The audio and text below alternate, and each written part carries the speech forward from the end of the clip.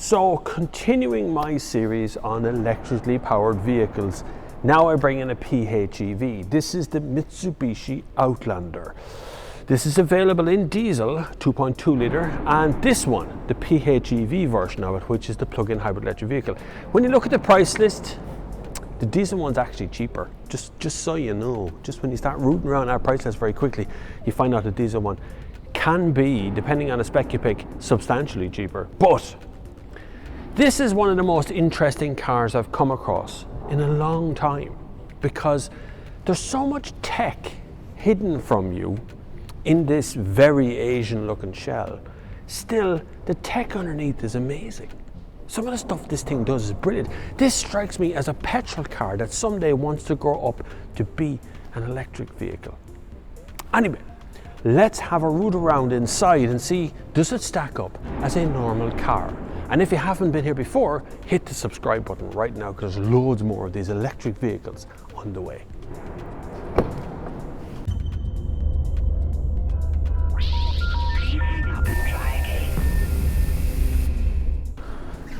Okay, the interior of the PHEV is actually a very comfortable place to be. Materials used are actually okay. Now, I do apologize for the lighting. It is absolutely lashing rain outside today. I could not film outside, and this is ridiculous. So I'm here, I'm stuck inside an underground car park. That's neither here nor there. We're still going to battle through this. So the interior of this has a little bit more of an industrial feel. We'll say this plastic on the top here, a commercial feel. Kind of a harder wearing, scratchier, a bit of a scratchier surface. That's okay. Visually it looks fine. I like the kind of curve to the whole thing, and it does feel like you could put something there, you know, it's a few papers or, you know, files and things, maybe a diary or something. Two vents on that side, a vent here and a vent there, does offset the look a little bit. It kind of visually doesn't balance nicely from a design point of view. I got the one vent over here and no vent duplicating on that side is moved over here. It's just a visual thing. It just kind of messes with my head. Okay, so in here I've got a very big glove box, two cup holders down the center, a nice little big container hole here, one single USB port up the front, chain resistant, two Mitsubishi. Heated steering wheel is off down here. Heated seats are over here on a big, very old-fashioned switch. And then the actual cabin itself, sitting in the cabin is a nice place to be. The seats are really comfortable, very, very comfortable, even on a long journey. This is a PHEV. I do have 5 levels of resistance from flappy paddles here on both sides. So I can go 1, 2, 3, 4, 5, 1, 2, 3, 4, 5 on both ways to turn up and down the rolling resistance. You can turn that off as well. If you actually just keep going down, you can go to 0, and that will give you no resistance, which I think is actually the most efficient way of driving an electric vehicle, is to have the least amount of resistance. But when you start it up, you get lots of beep beeps happening. Actually, that light got brighter, didn't it? No sound, obviously, because the PHEV is always going to try and run on batteries as much as it can. There is a lot of lights across the dashboard. This is a physical button system, so you can turn up and down the heating on both sides using physical buttons. The LEDs are sort of old-fashioned looking. I can forgive that to some degree, because it's not stupid if it works. That's how I look at most of these things. Then you have a warning system here that tells you what seatbelts are open or closed throughout the car. Eco mode, when you press it, a light comes on the dashboard, just says eco mode. Doesn't really seem to do a whole lot else. It doesn't slow down the car, do anything like that. It just seems to... It probably puts the air conditioning into eco or something like that. The touchscreen in the center is worth a mention. There is every kind of option you want to get in this car. So I have DAB, FM, AM radios also buried in there as well. iPod, USB, Bluetooth. You can turn on and off the air conditioner. You can turn on day and night on the system. You can find out your GPS location on the system as well. We're not finished. There is also vehicle info, timed charging, charging cost, and timed air conditioning all be turned on. So let's look at 2 of those. Timed charging, which is this one. You set the charge of what you're looking for to come on at a particular time of the day. So if you have a night meter, for instance, you can use this to only charge during the hours of the night meter running. That's pretty clever, that's good, that's necessary, and is on most electric vehicles. So let's not get excited there, it's on most of them. Timed air conditioning is also there.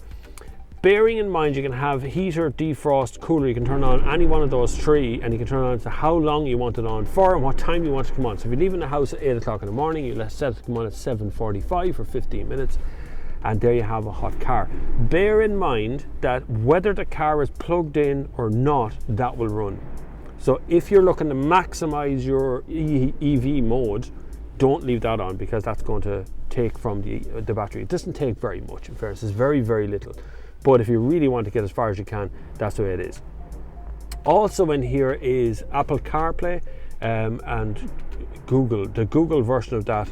Google CarPlay, I always say, but you know, whatever it is, Android Play, whatever it's called. The Google version is in there as well. You can also play everything from Bluetooth if you want as well. It hooks up just as quick through Bluetooth as it does anything else. You can turn the screen off. There is so many options. It's very Asian. There's so many options in here. It's actually pretty good. It's very responsive. There is no sat nav because Apple CarPlay has it. Okay, so Mitsubishi were one of the very first to do that, to just save the cost of putting in sat nav and paying monthly fees or whatever it is after that. You just have it in your app on your phone. Moving down from that, so let's just call that done, right? So it's a pretty good system, that.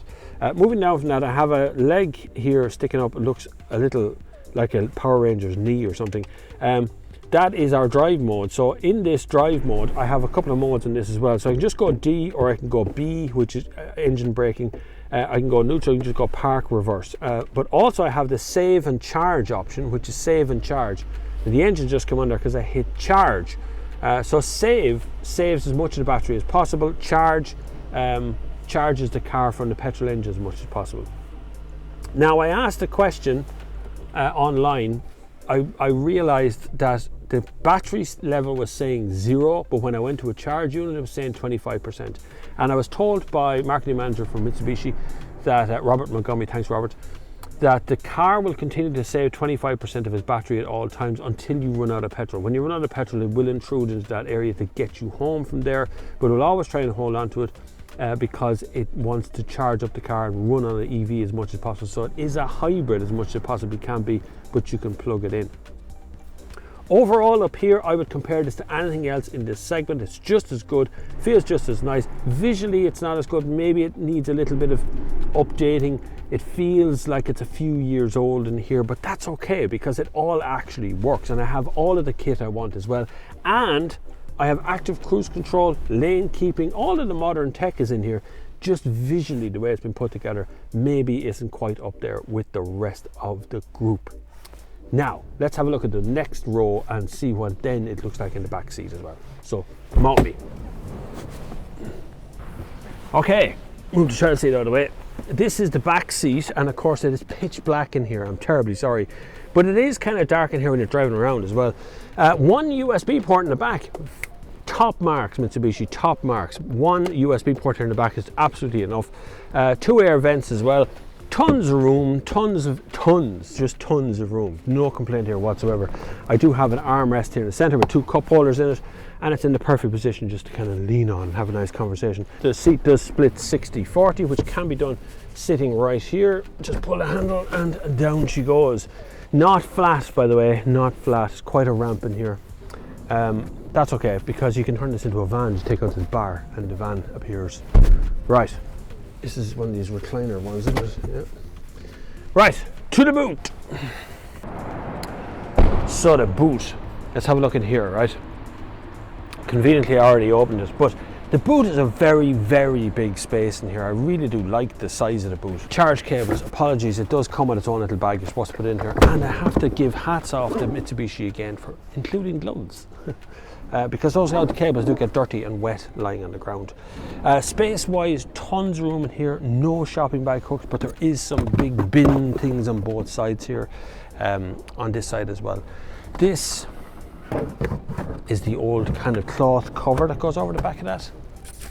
Not a big fan of that now, Mitsubishi. That's not very clever. It's just, it doesn't make a lot of sense. And then it whips away like that. Now the reason it's been included is because this whole bar comes out and you can drop the seats to make basically a van. Okay, it is possible, I'll show you.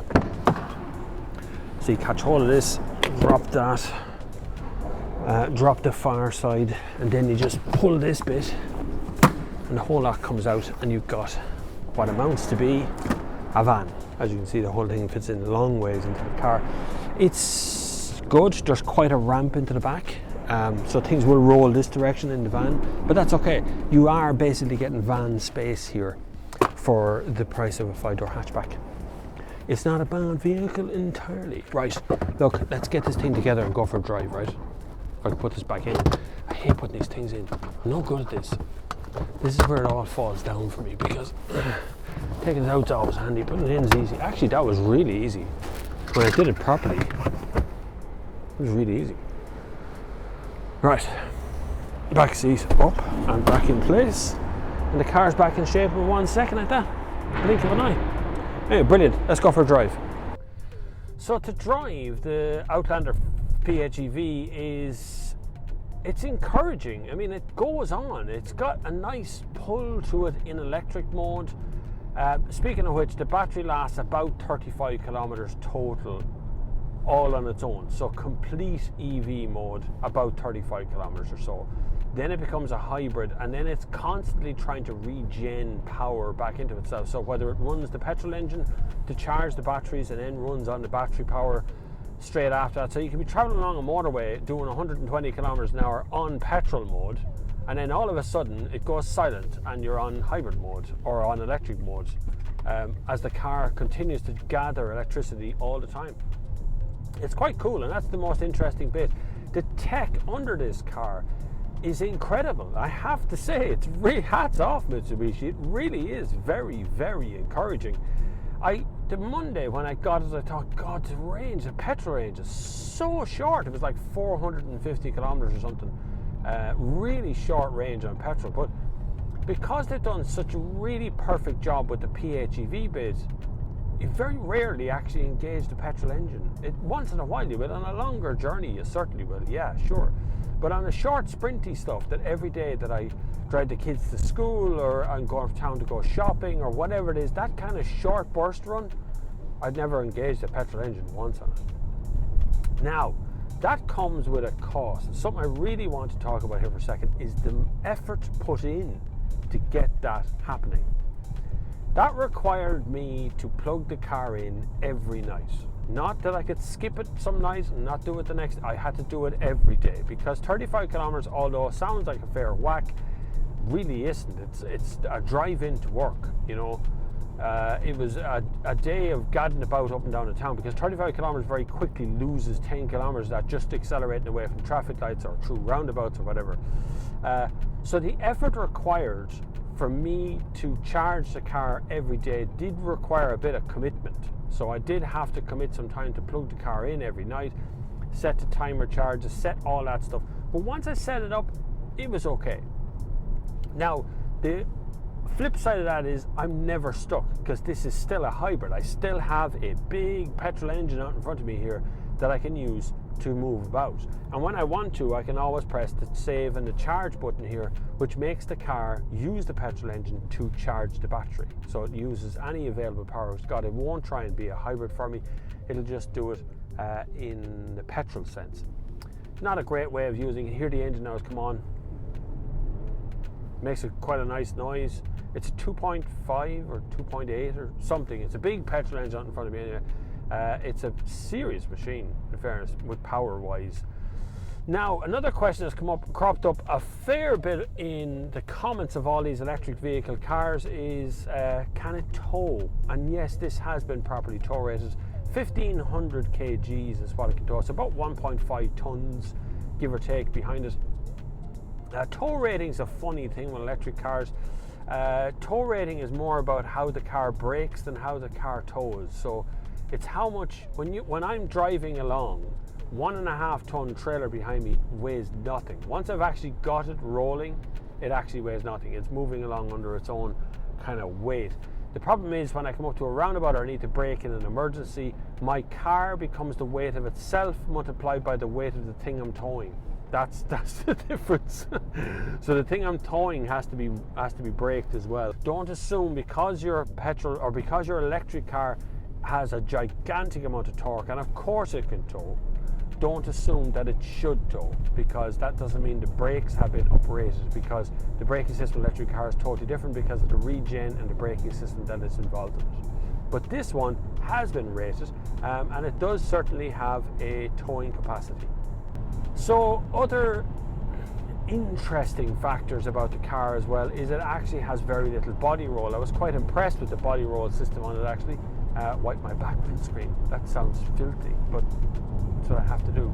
I was quite impressed with the lack of body roll in the car. It handles quite well as you're pushing through corners. I'm not talking about race car here. I'm still in a sort of an off-road vehicle, and you still don't really have to compromise in your off-road capabilities in this car. It is an Outlander. It will do it. One thing I'm very conscious of, besides the body roll and the off-road capability, is the fact that this car is actually more expensive than its diesel alternative. Now, let's just think about that for 1 second. So if you take two of the same spec cars, this one and its equivalent spec in diesel, this car is about $4,000, give or take, more expensive than its diesel alternative. Now, this is a 2.2 litre diesel, and we know where we are with diesel, but I'm not sure diesel's going to be around much longer than about 10 years or so, but it's just hard to kind of justify that quite a considerable gulf of €4,000, give or take, between the two cars. And that's the same spec, and that's on their own price list as well, so that's not hidden. So to sum it all up, I suppose, Mitsubishi have been very brave on their tech. They haven't been very brave on their interior. It still feels a little bit black, a little bit old-fashioned in here. Some people will like that. I kind of like that because I know where everything is and I have physical buttons. I have physical response to things. There's metal, there's glass, there's plastics, there's all that stuff in there, and it all feels very good. Very good spec in this car. This is a top spec one. Front heated seats, heated steering wheel, everything put into the car. Apart from sat-nav, Mitsubishi don't do sat-nav. They've left that to Apple CarPlay and the Android Auto. See, I knew I'd remember the name of it eventually. But as a complete unit of a car, I find it a brilliant stepping stone between the two. The problem is it's still a bit pricey. It's still overpriced. I think it needs to be cheaper than a diesel car, and that's the biggest issue right there. It's still really expensive to buy a PHEV car because you've got to buy two engines, not one. But there's nothing to compete with it yet in the electric cars out there or in the electric off-roaders, because there just isn't anything this size. Now, I'm going to go off and charge this car up because it needs a bit of a charge. I'm going to give it a fast charge down in Midway down here. Hopefully you've enjoyed this video. Please click that subscribe button. I'd really appreciate your support on this electric car journey that I'm on at the moment. It's been really involving. I've had a lot to learn. It's been absolutely brilliant to have you here, so I'd love to have more of you here. So click the bell button, click the subscribe button, check out the little links down below, see if you can support the channel any way possible. But until the next time, we'll see you on the far side.